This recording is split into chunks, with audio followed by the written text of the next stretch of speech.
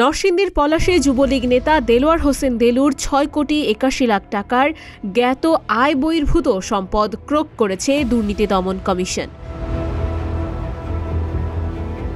সোমবার দুপুরে দুদকের সহকারী পরিচালক মোহাম্মদ এনামুল হকের নেতৃত্বে ডাঙ্গা ইউনিয়নের কাজিরচরে আদালতের নির্দেশে এই সম্পদ ক্রোক করা হয়। রিসিভার হিসেবে দায়িত্ব নেন পলাশ উপজেলার ইউএনও মোহাম্মদ আবু বকর সিদ্দিকী। দুর্নীতি দমন কমিশন নরসিংদী সমন্বিত জেলা কার্যালয়ে গাজীপুর কর্তৃক যে দায়েরকৃত মামলা ছিল তার প্রেক্ষিতেই বিজ্ঞ আদালত সিনিয়র জেলা ও দায়রা জজ আদালত কর্তৃক যে নির্দেশনা দিয়েছে সেক্ষেত্রে রিসিভার হিসেবে নিযুক্ত করা হয়েছে উপজেলা নির্বাহী অফিসার পলাশকে।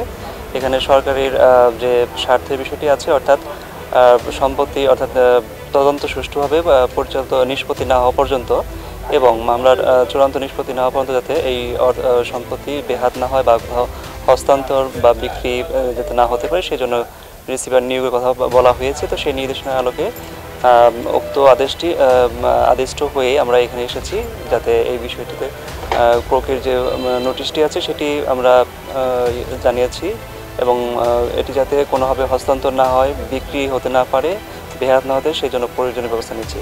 আজকে আমরা দুটি আবাসিক ভবন ক্রোকের নির্দেশনায় নিয়ে এসেছি। সেটি দুইটির প্রায় নির্ধারিত যে এস্টিমেট ছিল সেই ক্ষেত্রে দেখা যাচ্ছে যে প্রায় ৬ কোটি ৮১ লক্ষ অর্থমূল্যমানের যে ভবনগুলো রয়েছে, একটি ৫তলা ভবন, একটি হচ্ছে ৩তলা ভবন।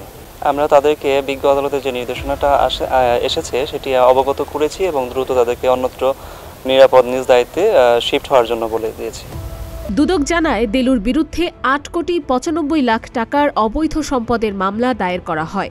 আদালত তার দুইটি ভবন ক্রোক ও রিসিভার নিয়োগের নির্দেশ দেন। ক্রোক করা সম্পদের মধ্যে কাজিরচরে ২৭% জমিতে নির্মিত ২,৩০৪ বর্গফুটের ৩তলা ডুপ্লেক্স বাড়ি যার মূল্য ৩ কোটি ১৩ লাখ টাকা, আর ৬% জমিতে নির্মিত ৩,৬৫০ বর্গফুটের ৫তলা ভবন যার মূল্য ৩ কোটি ৬৮ লাখ টাকা।